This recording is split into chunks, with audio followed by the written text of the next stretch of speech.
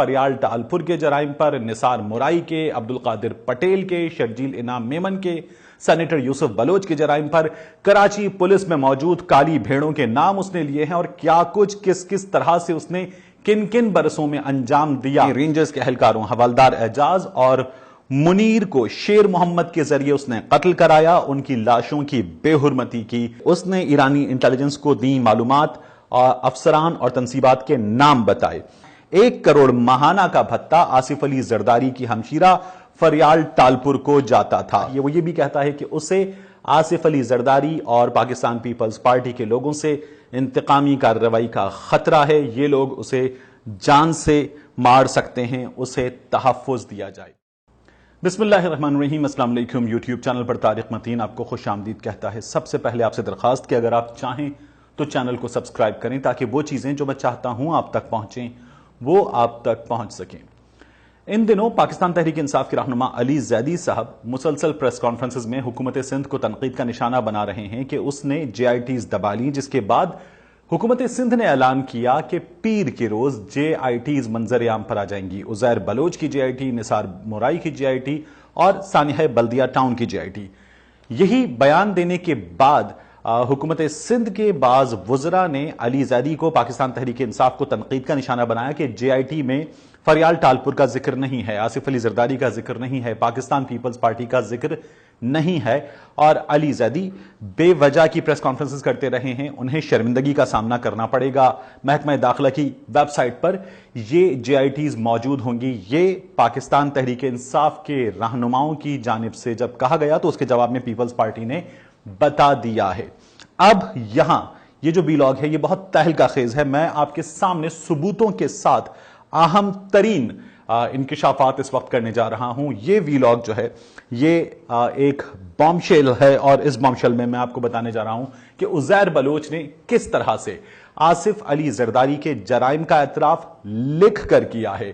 عزیر بلوچ نے ٹھپا لگایا ہے فریال ٹالپور کے جرائم پر، نثار مورائی کے، عبدالقادر پٹیل کے، شرجیل انعام میمن کے، سینیٹر یوسف بلوچ کے جرائم پر، کراچی پولیس میں موجود کالی بھیڑوں کے نام اس نے لیے ہیں اور کیا کچھ کس طرح سے اس نے کن کن برسوں میں انجام دیا، اس نے کس طرح سے پولیس والوں کو، رینجرز والوں کو نشانہ بنایا اور کس بے دردی سے مارا ہے، اس نے اپنے مخالف گروہوں کے ساتھ کیا کیا، یہ سب کچھ عزیر بلوچ نے بتایا اور میں تمام ثبوت آپ کے سامنے رکھنے جا رہا ہوں۔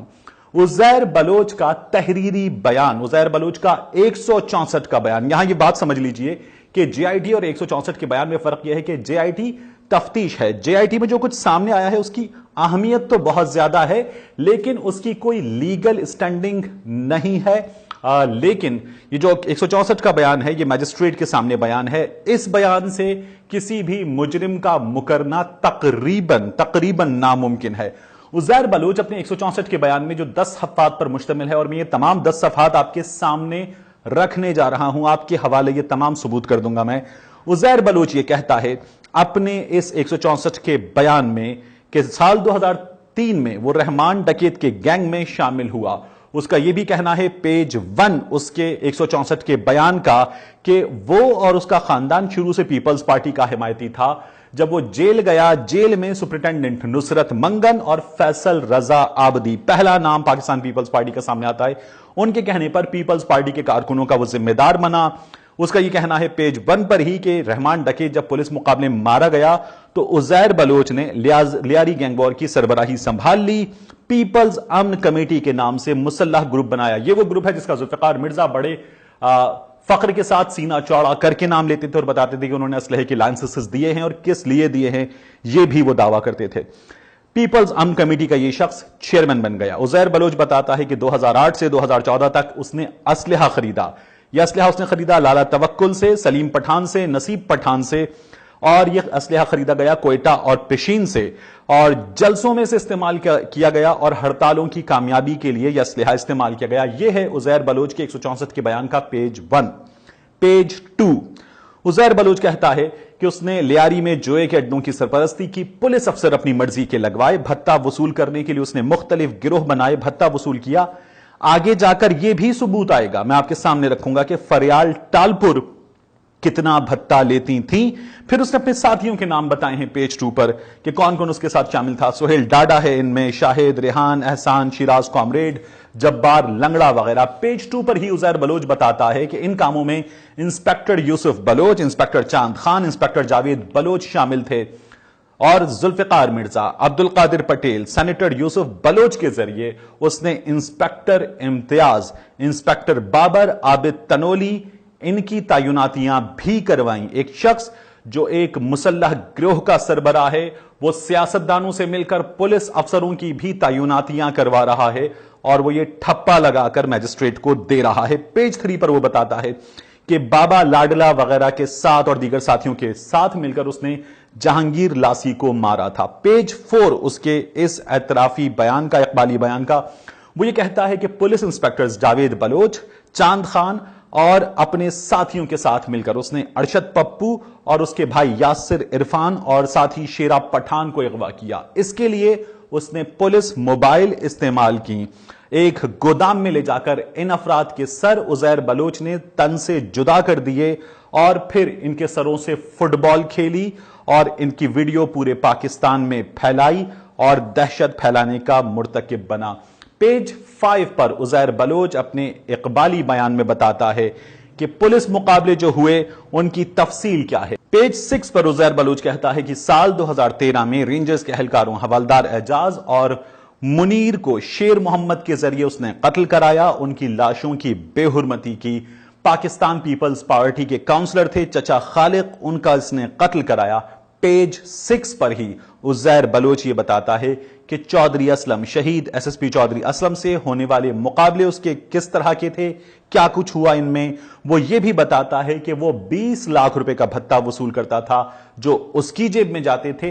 1 करोड़ महाना, जी हां 1 करोड़ महाना का भत्ता आसिफ अली जरदारी की हमशीरा फरियाल टालपुर को जाता था। उसका यह कहना है कि फिशरीज के महकमे में डॉक्टर सईद बलोच और निसार मोराई को भी उसने ही लगवाया था। उजैर बलोच ने यह भी बताया है पेज 6 पर ही कि सीसीपीओ और एसएसपी लेवल के अफसरों के उसने काम किए। पेज 7 उजैर बलोच के इस इकबाली बयान का, वो ये कहता है कि सेनेटर यूसुफ बलोच ने फरियाल टालपुर और कायम अली शाह से उसे मिलवाया।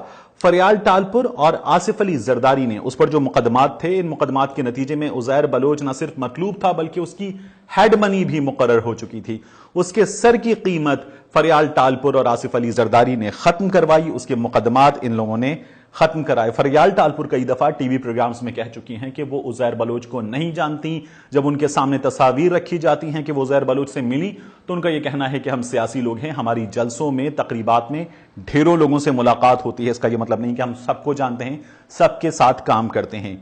साल 2013 के इलेक्शन के हवाले से उजैर बलोच ये कहता है कि उसने 4 लोगों को टिकट दिलवाई। ये बात पहले भी कई बार हो चुकी है। इनमें शाहजहां बलोच शामिल हैं, जावेद नागौरी शामिल हैं, अब्दुल्ला बलोच शामिल हैं और सनिया नाज बलोच शामिल हैं।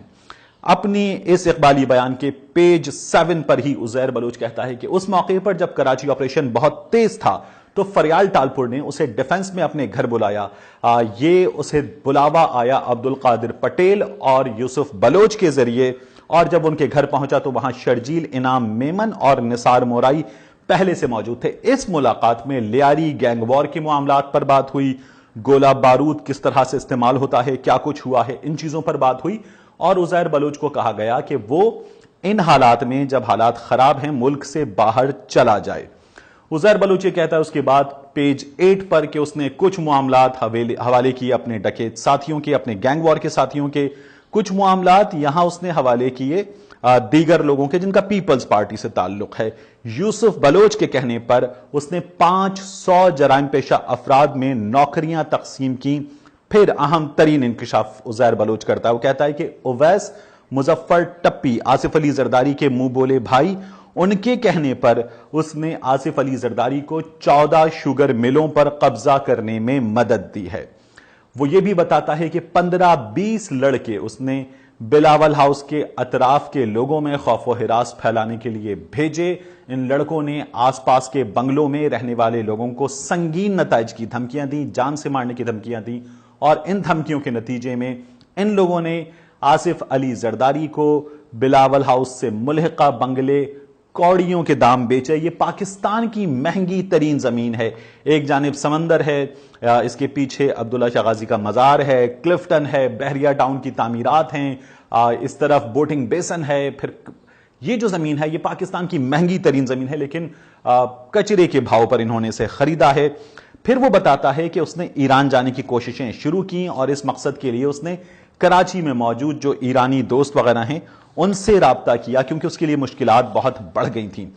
پیج 9 پر اپنے اس اقبالی بیان کے عزیر بلوچ کہتا ہے کہ اس نے ناصر بلوچ ایرانی ایجنٹ ہے اس سے رابطہ کیا. یہ ایرانی ایجنٹ اسے ایران لے کر چلا گیا, اسے بارڈر کراس کروایا گیا اور ایران میں اس کی ملاقات کروائی گئی ایرانی انٹیلیجنس کے لوگوں سے. یہاں تہلکہ خیز انکشافات ہیں عزیر بلوچ کی جانب سے. وہ یہ کہتا ہے کہ ایرانی انٹیلیجنس کے لوگوں نے اس کی معلومات جو ہیں اس سے حاصل کی, اس کی مدد کرنے کی حامی بھری, لیکن ایرانی انٹیلیجنس کے لوگوں نے اس سے معلومات حاصل کی, کراچی میں اہم ترین تنصیبات کی. ان تنصیبات کی, ان افراد کی معلومات میں کیا کچھ شامل ہے یہ بہت تہلکہ خیز ہے. عزیر بلوچ یہ کہتا ہے کہ اس نے ایرانی انٹیلیجنس کو دی معلومات, افسران اور تنصیبات کے نام بتائے, اس نے ان کے پتے بتائے. ان میں کراچی میں پاک فوج کے اعلیٰ ترین افسران ہیں, رینجرز کے اعلیٰ ترین افسران ہیں اور پاک فوج کی اور رینجرز کی اہم ترین تنصیبات ہیں. اس نے نہ صرف ان کے نام بتائے, ان کے پتے دیے. عزیر بلوچ کا یہ کہنا ہے کہ ایرانی انٹیلیجنس کو اس نے نقشے بھی دیے. ان میں کور ہیڈ کوارٹر کا نقشہ اس نے دیا, کور کمانڈر کی رہائش گاہ کا اس نے نقشہ دیا, نیول ہیڈ کوارٹر کراچی کا اس نے نقشہ دیا, اور یہاں پر موجود اہلکاروں کی تعداد کس وقت کس طرح سے ہوتی ہے, کتنی بڑی تعداد میں یہاں پر موجود ہوتے ہیں.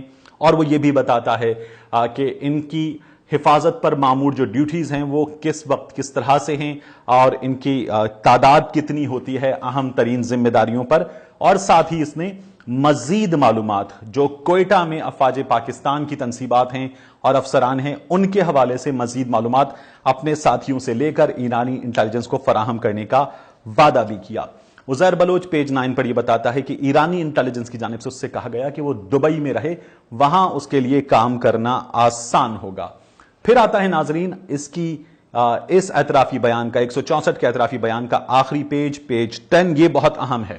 عزیر بلوچ اس اختتامی پیج پر کہتا ہے کہ اس نے تمام تر معلومات فراہم کر دی ہیں, اس نے تمام کچا چٹھا کھول دیا ہے اور اسے یہ خدشہ ہے کہ اس سے مروایا جا سکتا ہے, اس کی جان کو خطرہ ہے, پولیس کے ذریعے اسے مروایا جا سکتا ہے. نہ صرف اسے مروایا جا سکتا ہے بلکہ اس کے خاندان کے لوگوں کو بھی مروایا جا سکتا ہے, اس کو تحفظ فراہم کیا جائے. وہ یہ بھی کہتا ہے کہ اس نے کراچی میں کچرا کنڈی میں, غالباً یہ فیڈرل بی ایریا کا علاقہ ہے, یہاں کس طرح سے اسلحہ گولہ بارود چھپایا تھا, اس کی بھی تفصیلات رینجرز کو دی ہیں. اس کی جان کو خطرہ ہے اور اسے رینجرز کا تحفظ چاہیے.